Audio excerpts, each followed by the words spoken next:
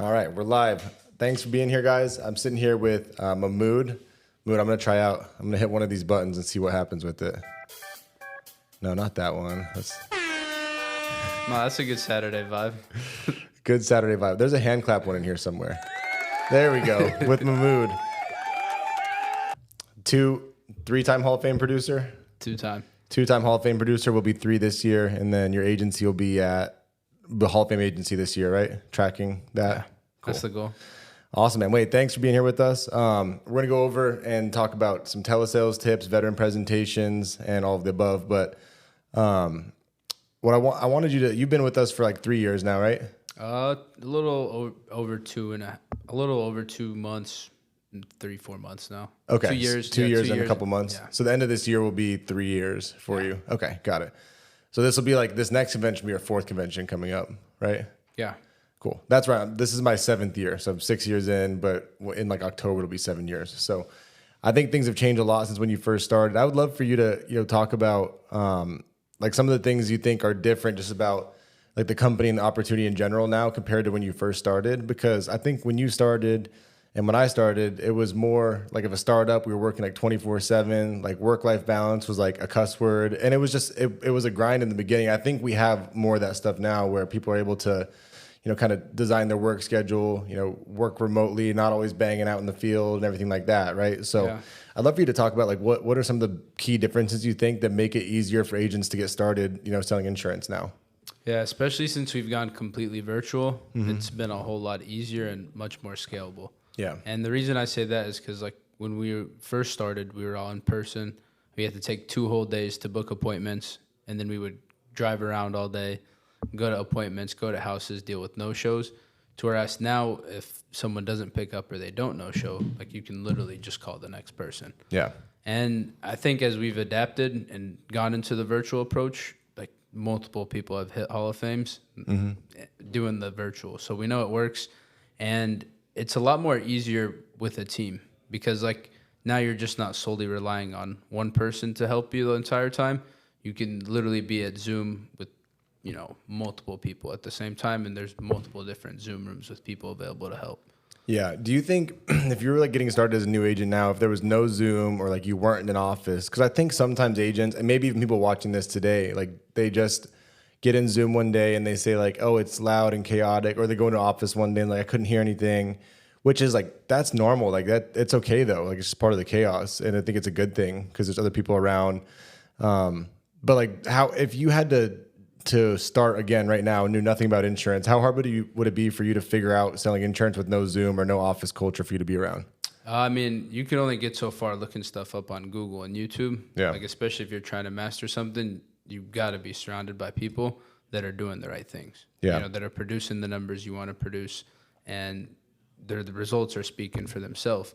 And when you're in an office environment or a Zoom environment with around those people, not only are you listening to them close, but you're able to get live feedback and help at the same time. Yeah. You never really worked out of an office before because you were in Kentucky, and then you moved down to Austin, and then we opened the office now, and there's always people. There's probably 15 people in here right now out there dialing, working. Do you like? I guess we haven't really talked about like, do you like it compared to not working in an office? And like, if you were talking to someone who's at home but they are in driving distance of an office, like, well, why would you encourage them to go in or not? If you don't like it, you can say you don't like it. But yeah, so like I've always preferred working from home, like it. Just at the comfortability, like I've always been a disciplined kind of person, but ever since we've been working in the office, it's something to look forward to, honestly. It's like you get up in the morning, it's like I got to get to the office, I don't want to be the last one in and hear some crap from Zach or Calvin, Yeah. And man, I think it's great for the culture because like I was out with some buddies the other day, and like me and Rose, and we were getting dinner, and they're like, will you guys like hang out with each other after work? Like they asked it in a weird way, and I was like that's my boy, I don't look at him as like a colleague.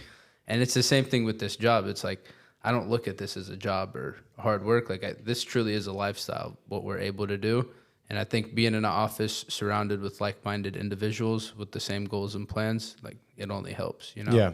Yeah, and there's always just people, like, even if everyone's not collaborating 24/7, there's people working next to each other, and it kind of holds you accountable because you're like, oh, if I'm sitting here, like, scrolling on my phone or messing around, like, other people might see that. And it even helps me to come in. Like, I've been doing this for 7 years, dude, almost, right? Yeah. But for me to come in, like, I think it helps me because I'm always on the phone. I'm always doing things. And if people have questions, I can collaborate with them. But it holds me accountable to not, go hang out with Scarlett for a couple hours in the middle of the day. And it like makes it to where I really enjoy like having work be at work and then be able to unplug. And we kind of work all the time, right? But I think it's nice to be able to separate those two parts of your life, right? Yeah. And I think it's also cool we can do little competitions and stuff as well to where we can hold each other accountable. Like hitting the gong once you hit a sale or writing your number up, for the commission that you just got, For sure. Yeah. That this week we had everyone write up their numbers on there, and there was a couple people that had zeros, right? And they're like, I don't want to write it up there. I'm like, yeah, that's the point. Like, go write it up there, right? But it holds you accountable, the peer pressure to not want to roll zeros anymore, right? Exactly, yeah. So I want to talk about what you do, like some tips you have for people selling wise, but like I'd like to backtrack a little bit. And I know, I think a lot of people that didn't know you got in the industry because you met Wiley. You guys were at a summer camp thing together, right? Yeah. And then you watched for a while you were still in college. What about your background, or, was it your parents, or like what gave you the faith to jump into a commission only sales background? Because I don't know if I've ever asked you that before, right? What gave you the ability to leap in? Like, I know you knew Wiley, but like that wasn't the only thing. There had to be other things that kind of lined up that made you want to be an entrepreneur or a 1099 salesperson. Yeah. Well, dude, just actually watching Wiley grow as a person, seeing him travel, seeing him, just move different as a person. And then like I was in a position, man, where like, I was working at a car lot. I was finishing up, being a full-time college student with my business finance and management degree. And like, dude, it was like a circle. Like I would get paid, I'd pay my tuition, like I would have maybe $1,000, $2,000 in the account. And I was just like, I just got my degree. Like I'm gonna go all in for 30 to 60 days. If this works, it works. Like it can't get worse from here. And dude, I deposited $8,000 like that first month, and I was like, this sure as hell is real. And then I went full time ever since, and I haven't looked back. Yeah, no, I think it's an amazing opportunity to be able to have a really low barrier of entry to make a significant amount of money right away, as opposed to having like to climb the normal corporate ladder. The other thing that I've started to value more as I've like met other people that have talked about it is the experience you gain from like understanding how money is made. Like doing direct sales is such a good way to understand like how revenue is made in a business, and what customers look for. It like lets you keep really in touch with what people are buying and like what they're doing, and understanding like what the average American is, because sometimes you get out of touch with that if you're not talking to them all day long, right? Mm-hmm. What advantage you think is given that you still sell at such a high level to be able to coach your guys on selling at a really high level? Yeah, I think it's one, leading from the front. Like you can't tell these guys to do something that you're not willing to do. Mm-hmm. And we have a system here that does work, not only for me, but like thousands of other agents. And there's no reason if someone comes in here, like they can't get the same results if they're working, Yeah.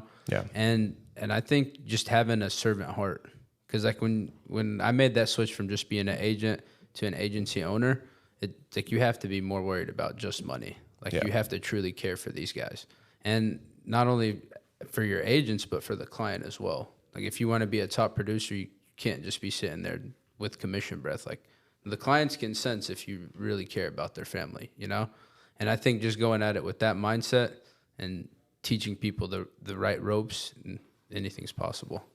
Did you always want to build a business in the beginning, or were you kind of like going to feel it out, or what were your thoughts when you first started? Because like, dude, when I was new, I didn't want to build a business at first. I had no plans like my first year in the business of ever recruiting a single person. Yeah, it's funny you say that, because like now that I do have agents now, like I'm telling them like you should look into it, and they have the same exact thought that I had. Yeah. It's like, I want to wait till I get the numbers or till I see the results. And like the results are bound to happen. It's just up to the agent to put in the consistent activity and time. And realizing like I wish I would have started building much, much sooner, and leveraging the people around me, like using you, using Wiley, using Calvin and others that could teach me how to do it properly. I wish I would have done it sooner. Yeah. But you came to it at your own pace, which is good too. Like I think I always say I wish I had started earlier, but it's also good. I think some people start too early, right, before they've sold anything. And it's like it's so valuable to go out and sell and understand like what you're actually getting people to do, and go run, go talk to 30, 40, 50 people in a week, get told no a bunch, see some good deposits, see a chargeback. Yeah. So that when you're recruiting, you understand what you're recruiting to. Like I used to always be like, hey, just recruit from day one.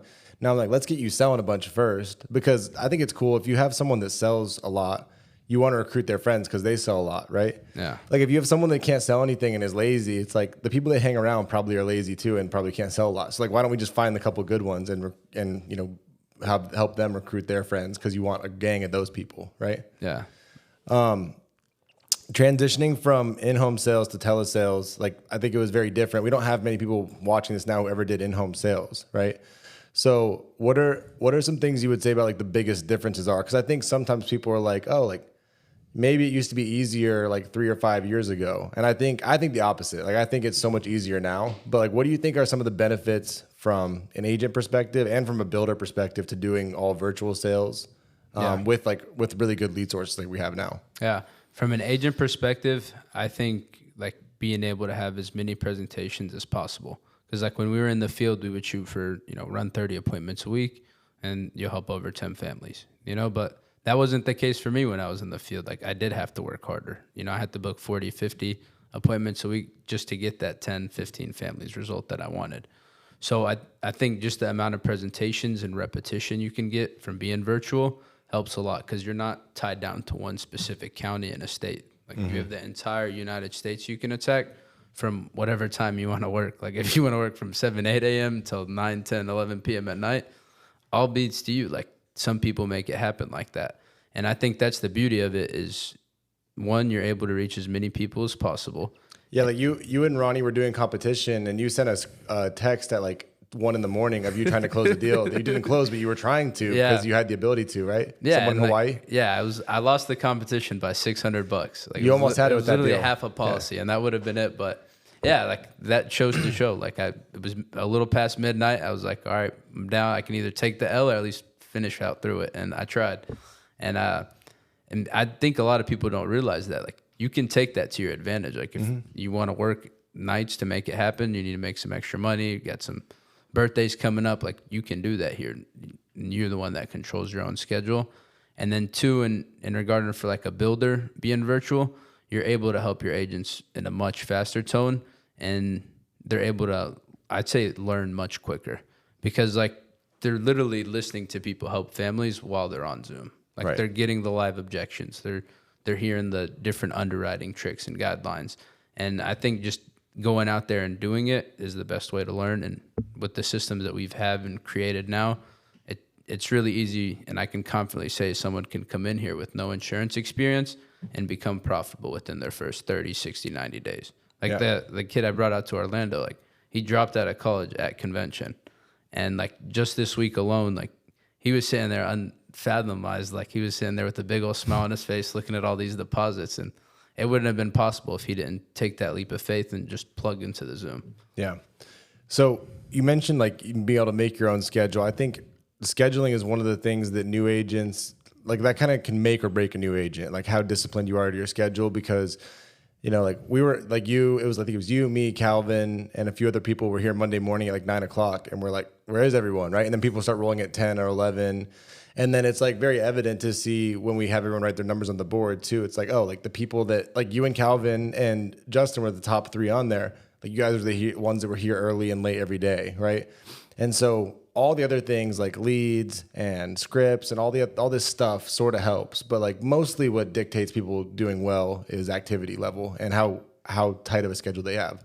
So like if you're a new agent coming in, like what can you lay out? Like if I was brand new, what would you lay out for what schedule I need to have to make sure, like, I'm like, hey, I need to make X amount my first month. I want to do really well. I'm willing to put in whatever hours I need to. I want to make this my career. Like, what do you tell me my schedule needs to look like for my first month to 3 months in the business? Yeah, I'll have you hop on Zoom with me. Like, again, I'm not going to tell you to do something I wouldn't do, from 9 a.m. Eastern time until 7, 8 p.m. Eastern time as well. And I think that's a good schedule to where he's going to be able to hit the numbers that I want him to hit. So when we were in the field, it was go for 30 presentations. But on the virtual side of things, it's go for 6 to 8 presentations a day, where you're getting the why, you know, building the value, sharing numbers, trying to get the close. And I tell guys to shoot for 6 to 8 presentations a day, and they'll close anywhere from 1 to 4 policies, you know? And that's a horrible closing ratio. It doesn't make you the best, but 1, 2, 3 policies a day, that's a great day any day here, you know? So it's really 50 to 60 presentations a week now if you're working 6 days, right? Minimal 36 if it's 6 a day, but really more shooting towards 50-ish. Yeah. You know, So we're still putting in the work. We're just working a little smarter. Yeah. You know? And I think that's how we're able to get the results that we're able to get. So then if I'm a new agent, I'm working, 50 hours a week minimally, right, with that schedule. I'm trying to do 6 presentations per day. Like how many leads do I need each day and what should my lead budget be? Yeah. So you should be spending, if you're a full-time agent, and you should be spending anywhere from $1,000 to $1,500 a week on leads. That in return will get you anywhere from 40 to 60 leads a day. And then that, you'll have 250 to 300 leads to go through that week. Cool. And you're constantly getting, again, shooting for 6 to 8 presentations a day. You're constantly having new talks, new touches to people that have sent in a request. Now, not all those 40, 60 people are going to want insurance. They're called leads, not sales, but they do have some type of interest in the coverage.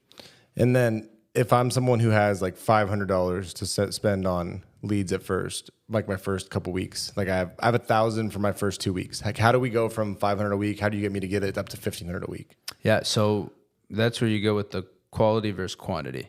So we can get you some older leads to where you could, not be as sharp on the phone, but still get the reps in to get you a master at the craft, essentially. And then, the goal is to get you to close a few policies from there, get some cash flow going, and then we can up your lead flow. And then that'll bring more cash flow, obviously. And then I think once they've been through that process, essentially they should have enough presentations under their belt to understand, all right, how am I going to help this client, which product I'm going to put them with, and how they're going to get paid as the agent. And I think once they have that system down, they'll be good to go, essentially. Yeah. It'll just be a rinse and repeat process. Yeah, for sure. And like you mentioned, like you have days where you close 4 out of 4, 4 out of 6, or 6 out of 6, or 0 out of 6, right? So it's just something that you have to get used to dealing with the ups and downs and with the good weeks and bad weeks. Someone was asking me during training earlier, they're like, what did you do when you had a bad week? I was like, I just tried to like not overthink it and have fun with the client, like make them laugh and just like be a normal person, right? That was always my trick. What, like if you're going through a slump, what do you do to try to get out of that slump? Honestly, I just look around and look at the bigger picture of it. Like if I'm having a bad day or a bad week, I just look back at the last few months, like on a bigger perspective. Like this one bad week out of the 52 weeks where I've sold, over 400 grand, 500 grand, like, it makes you feel bad complaining, it's like, do we really have something to complain about, you know? For sure. And when you zoom out, it seems like not a big deal, right? And I think you look at what other people have done. Like one thing I was telling you about earlier is I've started reading some biographies and listening to people that have built big businesses before. And like you look at all the stuff that they went through to build their business and how long it took for them to build that business.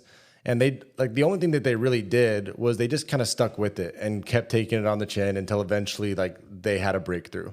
And I think this is the same way, but sometimes the industry is sold as like it's the easiest way to make money ever, like the best business ever, all that stuff. It can be true, but I think people oversell that it's going to be super easy, and it's a hard business. But once you get good at it, then you make a lot of money, right? Yeah, I agree. And I think like I've noticed this with you. You just consistent, show up every day. Like the best people just show up every single day and don't allow for the ups or downs. Like, do you have any tips for like the new person watching this to not ride an emotional roller coaster in this business or a financial roller coaster in the business?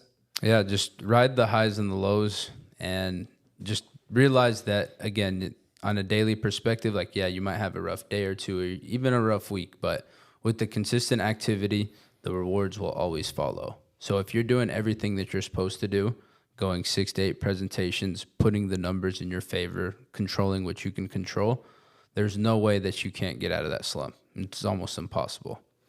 Now, the other thing I think that new agents struggle with, and then I want to jump into doing some actual, like have you do some sales training, scripting, veteran lead stuff. But the other thing I think new people struggle with, and even people at all levels of business, I've struggled with this still, right? Is like you'll have mentors in business that are really good for a certain season, and then you outgrow them sometimes, right? Like you get to the same level as them and you realize like that person can't teach me anything anymore.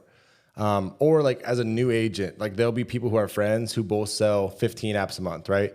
And they're both friends, but like if, call guy A or guy B, like guy A wants to go to 40 if he spends all his time talking to his friend like that sells 15 a month, he has no chance of getting to that next level, right? Yeah. I wanted to ask, like, have you ever experienced that? And like, how did you kind of break away from talking to and like BSing with people who were at your same level to get to that next level? Because I think it's hard for some people because like, well, that's my buddy. Yeah. And I struggled with that, but I was like, well, do I care about my relationship with them as much, or do I just want to get to the next level? And for me, I was like, I have other friends, dude. I don't need more friends. I need to get to the next level in business. Dude, I remember I asked you, that's great you brought that up. I remember, I think it was you I asked. And Probably. I'm like 99% sure it was you. And I was just asking you about like who I should talk to about growing, some tips, like how I should be doing it. And you were just like, well, who do you talk to?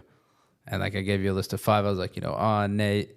And he was like, all right, well, you guys all, sell at the same level. Like, what are you guys talking about every day?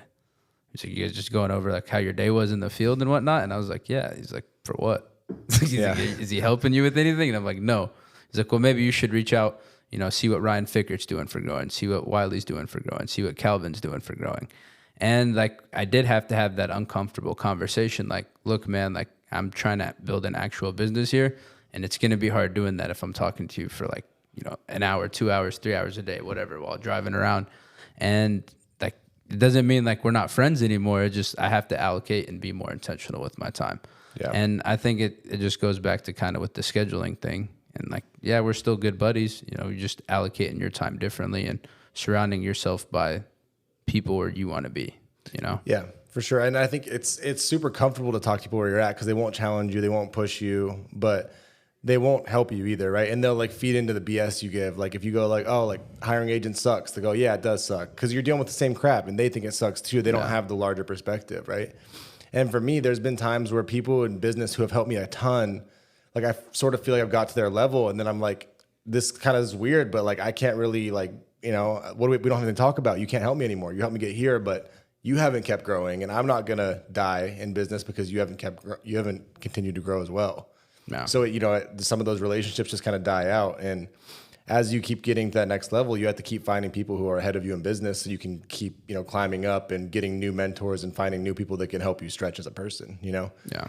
And I think it's important because I think comfortability is where, your ambition goes to die. Like when you get comfortable, you're no longer ambitious. You're just like complacent doing what you're doing. And you always have to be wanting to be uncomfortable in business, especially in our business, dude. It's like, if you like 30% charges back, 20% if you're really good charges back, right? So if in business, if you're doing the same amount every single month, if you're not growing, you're going backwards because business is falling off always, right? That's why you have to keep growing in this business because there's fall off. So if you're not growing, you're literally dying, right? So I just can't be around, I would think of it, I can't be around people who aren't helping me grow because I don't want to die in business, Yeah. Last question, then we'll go into sales stuff. I know your dad does sales. He does cars, like exotic, or not exotic car, but he's a car broker. Right? Yeah. What was that like, him growing up, watching him doing sales? Did he have any input in this business? Did he like it, didn't like it? Did he try to push you one way or the other? Or did he just kind of stay out of your deal? Yeah, so my dad, like, I guess you could say he always knew I had a good head on my shoulders. Mm-hmm. Obviously, he raised us right and properly. And I was always an honor roll student. And like when I shared the opportunity with him, he was like, go for it, try it. Like what's the worst? Kind of like what I had, if it goes bad, like you can just go get a job, Mm-hmm. And my mom actually, dude, she was like, you really graduated college to go knock on doors. Yeah. And like I had an uncle say kind of like a similar thing, like you really just went to college to go sell insurance. And like, dude, honestly, that put a chip on my shoulder and it made me want to be even successful even more. So like I was like, I'm not going to fail at this. Like I don't have a choice but to make this work. And my dad, he he's fully supportive. Like he wasn't the happiest when I was like, I'm going to go to Austin, but he's happy. He's like, you're growing, there's motion there, stay over there. Yeah. Well, and you're super close with your family, right? Like you guys are a very tight knit bunch and do a lot of things together. So like doing things like that are uncomfortable. Like, was that hard for you to want to leave and kind of get away from them? Because like when I left for college, like I was gone. Like I never came back ever, right? It's like I was 18 years old and I was out, but you were always super close with your family, like living with them. So was that a hard conversation to go like, I'm going to move across the country and do my own thing? Or like, was that hard for you to even make that decision to do that? I mean, I guess you could say it was like hard and uncomfortable at first, just like since I've never done it, moved out the state myself. But again, they understand and they see the vision now and like what we've built and what we're going to be at. And they're fully supportive now. And it's great, man. Like if I do have to go see them for a holiday, like it's nothing. I can just go hop on a flight, man, and go see them. You know, it's not the end of the world. Easy flight. Yeah. I love it. Well, that's cool, man. Well, I want to jump into some specific telesales stuff. So, like a lot of people are running veteran leads now. I think you run some of those. So let's go through, you know, this training on how to sell, like how you sold. What's your biggest month selling veteran leads, do you think? 58,000 selling veterans. So selling 58,000 on veteran leads, 2,000 a week on lead spend. Yeah. Get that out of the way. And then you're doing 300 to 400 dials a day, right? Yep. Somewhere in that range. Okay. So with those dials, like, so everyone has the proper expectation for lead spend and then activity. And then from those, you're doing 8 presentations a day-ish? Yeah. Okay. So when you get someone on the phone, like why don't you go through and go through like what your initial script is like on the phone and then how you transition to the sale from the initial, you know, sort of phone call? Yeah. So before getting on the phone, you always want to have the mindset like this person requested my help and I'm going to be the person that helps them. And I always go into it with that mindset. And I think the first 90 seconds of the phone call are the most important because that's either where you're going to get clicked on or you're going to be able to get past the intro essentially. So I always like to introduce myself, verify the client, and get the why. Like, why are we on the phone right now? Cool. And that's kind of like the structure I like to have before going into a presentation. So just to go into it, like ring, hey, Zach. Yep. Hey, Zach. This is Nasser. I'm just reaching back out from the Benefits for Veterans office. How are you doing today? I'm good. How are you? Good deal. I'm doing well, sir. Thanks for asking. Not many people ask nowadays. I was just the medical underwriter that's been assigned to your file. I'm just the one that goes over the eligibility for the new final expense and life options that are discounted for veterans. Okay? Okay. Just to confirm, you put your birth date January 15th, 1960. Is that correct? That's right. Perfect. And it looks like you are a resident there in Colorado. That's correct. Good deal. And it looks like here, it doesn't show on my end. I just see honorable discharge, but which military branch did you serve in? Army. Thank you for your service, sir. And real quick, Zach, when you got out of the service, were you able to enroll in the VGLI programs? I don't remember doing that.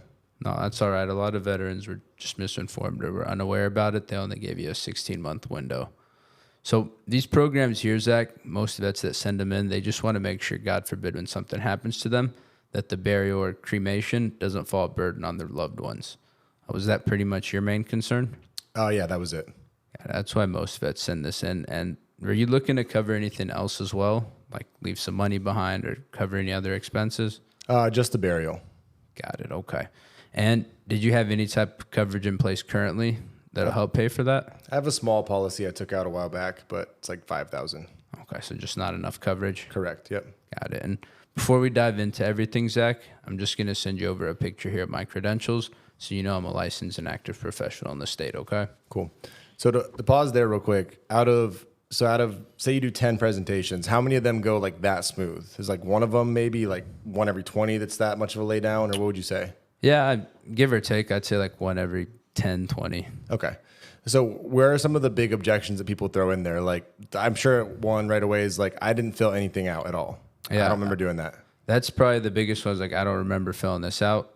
My favorite rebuttal is like, hey, no worries. Like, I don't remember what I eat for breakfast most days, but you put your birthday, and I go right back into it and ask them a question. Got like, it. Yeah.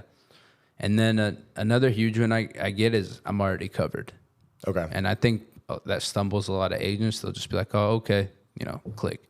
But I just say perfect. It makes my job easier. Were you looking to save some money with the new discounted programs, or are you trying to add some extra coverage to factor in inflation?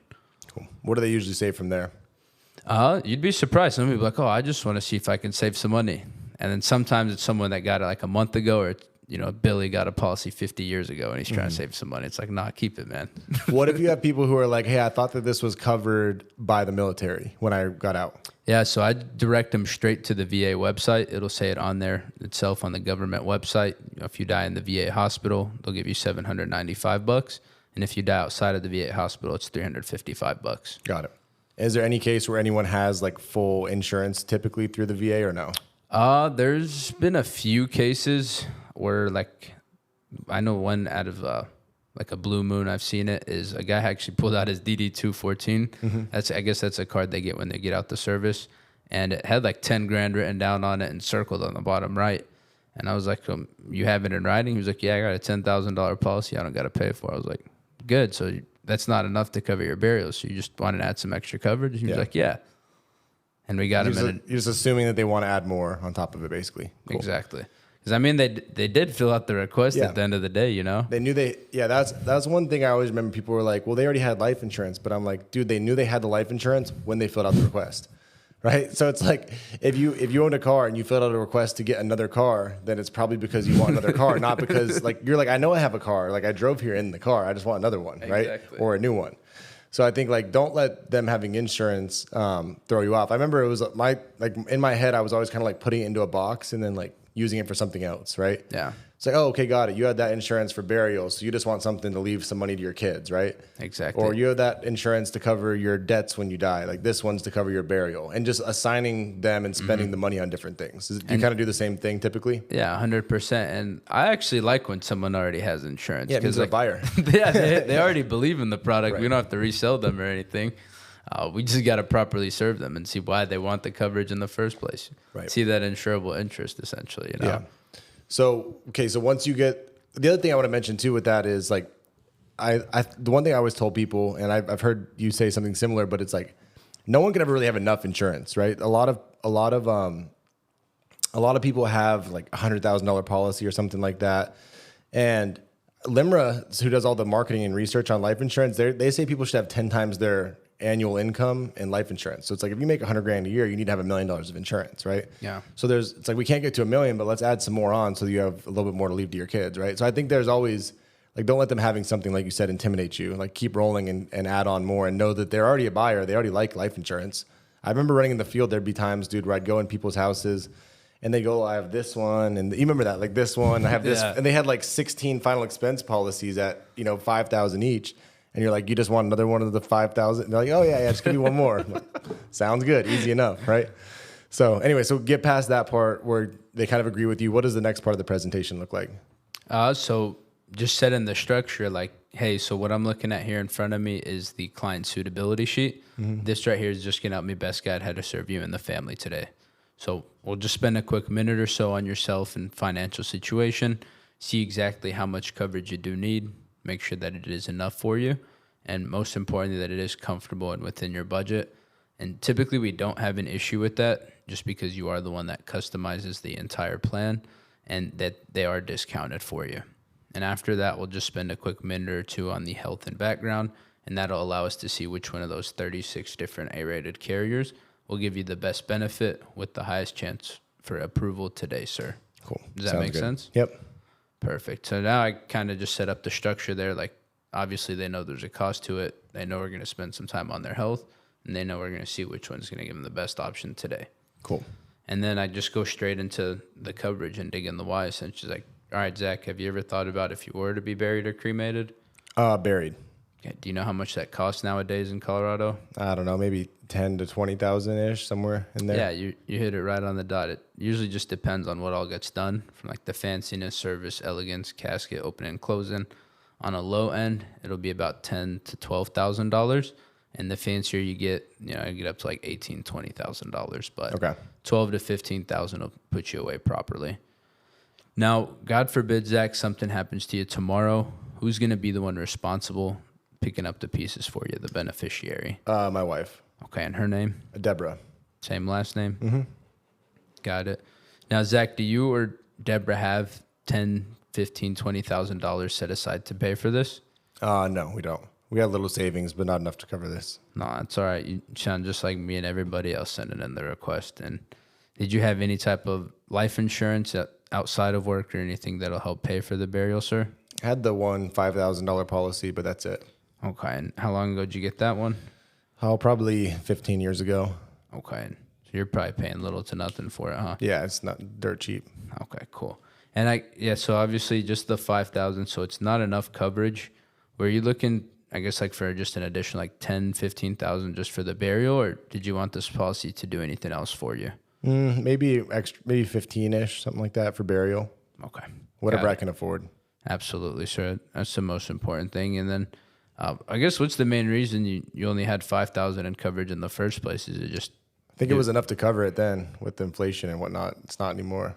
yeah, unfortunately, yeah. Even cremations 10 years ago were only at $500, and now they're $5,000-$6,000. You know, got it. So we just want to make sure that pretty much your burial's taken care of, so it doesn't fall burden on Deborah, essentially, right? Mm-hmm. Got it. Okay, sir. Now going on here a little bit on yourself, first and last name, confirm the birthday, and then obviously get your income. So you are retired, and just a rough estimate on how much you'd say you collect a month. Oh, probably, I don't know, 3,000 a month-ish, 2,500, somewhere in there. It doesn't have to be exact. And for this next discount question here, Zach, for your benefits every month, does that go to a local bank or credit union in town, or is it one of these state direct express cards? I do a credit union in town. Okay, good. I just know if they're local, they'll give you a little discount. Cool. And then just going to the health there, are you a smoker? Nope. Have you ever had any heart attacks, strokes, or cancers? Nothing like that. Thank the Lord. Any blood pressure, cholesterol, diabetes? Yeah, blood pressure, medicine, cholesterol medicine, and some pill for diabetes. Okay, and then for the blood pressure, they give you lisinopril, metoprolol, or amlodipine. I think metoprolol. And then is it a torvastatin for the cholesterol? Yeah, some statin. I think that's it. Got it. And do you take pills or insulin for the diabetes? Pill. Is it just metformin? Yeah. Okay, and then have you had any diabetic complications like neuropathy, nephropathy, or anything like that? No. They just told me to eat better. Good deal. And any kidney, liver problems? Nope, nothing like that. Breathing complications, COPD, oxygen machines? Nope. Awesome. Any anxiety, depression, bipolar, schizophrenia? According to my wife, maybe, but not officially. No, I think we're all a little cuckoo. Some just got it more severe than others. Anything else prescription-wise over like the last 5-7 years, Zach? That's it. Nope. Awesome. And then just a rough estimate on your height and weight? Like 6'2", 250. Okay. And then any DUIs, felonies in the last 5-10 years? Never. Good deal. And you didn't seem like the type, but I'm just required by law to ask. And any hospitalizations in the last 6 months to a year? No, sir. Perfect. So, Zach, the reason I asked you all these different health questions, again, the way that this coverage works, it's not like going to the local grocery store where you can just see it, like it, buy it. With this kind of thing, we do have to get approved for it. All right? So it's not up to me or you to decide if we can get the approval. It is going to be up to the carriers at the end of the day. So what they look at is something that's called the Medical Information Bureau, the MIB. Are you familiar with it? No. So that's just a compilation of your prescriptions, medical records, and hospitalizations over the last several years. That's just how they're able to identify, one, that you are Zach, and two, that you don't have any active AIDS, cancer, and you're not going to drop dead tomorrow, God forbid. And again, that's just how we're able to get you that immediate day one coverage without having to be on a 2-year waiting period like most of those insurance carriers, or having to go through any paramedical blood work, physicals, or anything in that funky nature. It sounds fair. So what I'm doing now, I'm just going to punch it all here into the state system in front of me, and it's going to tell us which one will give you the best benefit with the highest chance of approval. While we're waiting for that to load, can I just have you grab down a piece of paper so I can have you write down all the benefits of your plan? Yep. And then I'll just go through and have them write down all the benefits while I'm on insurance toolkits, whatever you're using, to pull up your quotes and whatnot. Perfect. So, yeah. Do you get many objections? Once you get to this point, you don't usually get any objections besides prices, or is it just if they can qualify and making sure it fits their budget, or? Yeah, essentially, if they made it that far in the presentation, like I'd say like 80% of the time they'll get closed if it's not the price. Because you've done a good job up front, and now it's just about making sure to underwrite the correct way, figure out what fits their budget, and then if it doesn't fit their budget, just keep lowering it down, right? Yeah, exactly. Just serving the client, because like if you read through the scripts and the trainings, like you'll see what we're really doing at the end of the day. We're not salesmen, man. Yeah, like just order taking. Yeah, exactly. Yeah. We're going through and asking these people questions and making sure that they're protected on the worst day of their family's life. You know, and we've really simplified it to where someone with no sales experience can come in here and duplicate it. Yeah, and I know, like you mentioned, you read off of script, kind of get it down, and then you obviously don't need a script anymore because you've done it so many times, right? But like for new agents, how long do you have them kind of read a script versus like just start to think through the presentation, as opposed, because I think it's good to think through, but in the beginning you need a point of reference and something to read off of till you get it down, right? Yeah. So I mean, I think everyone goes at their own pace. Yeah. Honestly, what I like to tell agents is just go through your first 90 presentations. And like from there, you'll see the different objections, the different scenarios, and you'll even understand a lot more about the products themselves. And then from there, at that standpoint, they'll be much more sharper. Like they'll probably know the script themselves. But I mean, I would always say the script's really good because it, again, gives them structure. And the script was made to whereas you could learn from our mistakes. Yeah. You know, like the reason that banking question's in there is because when I first started, I couldn't tell you how many times I'd get to the end of an Americo application and I would have a debit card, and they don't take debit cards, you know? And half the time, the people that give you the debit card have a bank account. They just don't want you to use. They just want to use the debit card. Yeah, it's exactly. easier, right? Yeah.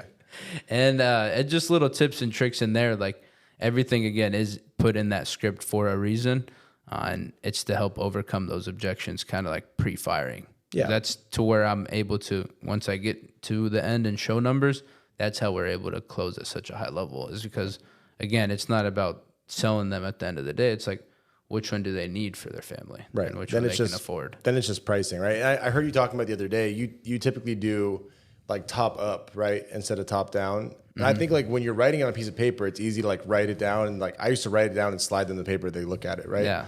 If they're not looking at it, it's different. You don't want to freak them out with the first number you read. So like in our example, what would you quote me? You can just make up numbers for the prices, but like, what would you tell me when I'm going to write it down? Yeah. So you already have $5,000 in coverage. Yep. I would show you a bare minimum. I'd be like, $10,000 benefit, $20,000 accidental. Okay. And if we got you the approval for that one at the preferred health rating, with your discount, it'll be $54.26. Okay. The next one is going to be $15,000 benefit, any cause of death, $30,000 accident. With your discount, that one will be $79.45. Okay. That one alone will make sure that your burial's covered and factor in inflation for you with what you got. Then the last one I'll show you here, the max they'll give you is a $30,000 benefit, $60,000 accidental, and that one will be $132.21 a month. And that's just going to make sure that your burial's taken care of, and that's going to leave your wife Deborah, $25,000 once everything's taken care of. All right, perfect. Now, I'll do the middle one. Perfect.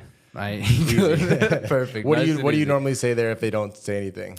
So like I'll quiet for a second. If they're still like 30 seconds quiet, I'm like, all right, so from those three there, did you want me to look at any less, any more coverage, or in between, or which one makes the most sense for you if you got approved?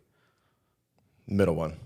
Perfect. So the next step here, Zach, like I said, if I could give you it, I would, but we still have to get you approved for it.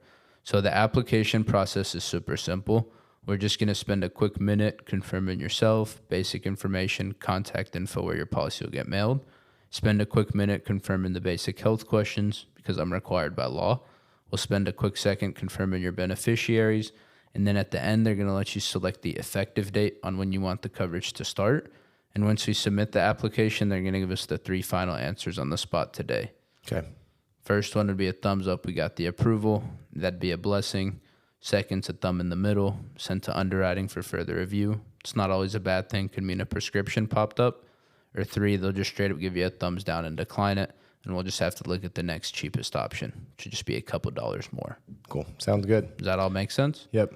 Perfect. And you're just telling them all those things just in case you have to pivot to a different carrier later. Let them know like, hey, this could change. It's kind of fluid. I'm not going to lock you in or anything, but like we're going to get something done today. Right? Exactly. Because, there's been numerous times for me, and I'm sure same for you, where a client tells you they're healthy and you get to the end of the application and you submit it and boom, a big fat decline. It's like, what the heck? I forgot to tell you about the cancer. You're like, oh, yeah, cancer. That's not I'm good. healthy. I just got a little COPD and an oxygen tank in the back. Right.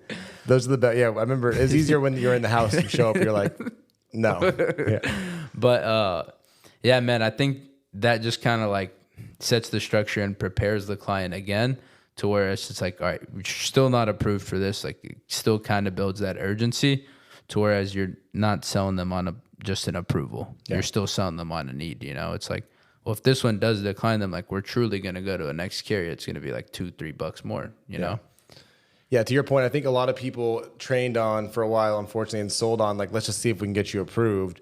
Like that sentence has been responsible for more people quitting the industry than any sentence I think ever, right? Yeah. And I think you just need to make sure that, like you said, you're problem solving like you were doing. You're making sure that they understand why they need it, making sure it fits their budget, and telling them that they're going to pay for something today. And you're not just saying if they get you approved. Example I used this the other day is I was like, hey, can you imagine if you did like a loan application and then the loan officer was like, we're just going to see if we get you approved. And then 6 days later, they yanked $45,000 out of your bank account. You'd be like, the heck, right? Like that's the same equivalent amount of money for our final expense clients though. Like it's true. $50 a month's a lot of money to them. So don't do that. Like they're rightfully so upset. I'd be mad too, you know? If someone just yanked 100 grand out of my account, I'd be like, what the heck? Why did you do that? Right? Ready to burn the building down. But I think again, that's why we set the structure and we say the things in the script. Like, you know, we do spend a minute on yourself and financial situation, a minute on the health, and we ask about the bank, all that stuff, like those little details, it all plays into a big effect, you know? No doubt.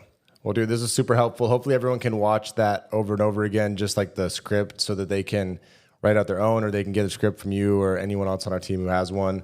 And I think it's important to remember, like, everything Mahmoud did presentation was important. Like, you need to get that part, but the precursor is like, are you spending enough on leads? Are you making enough dials?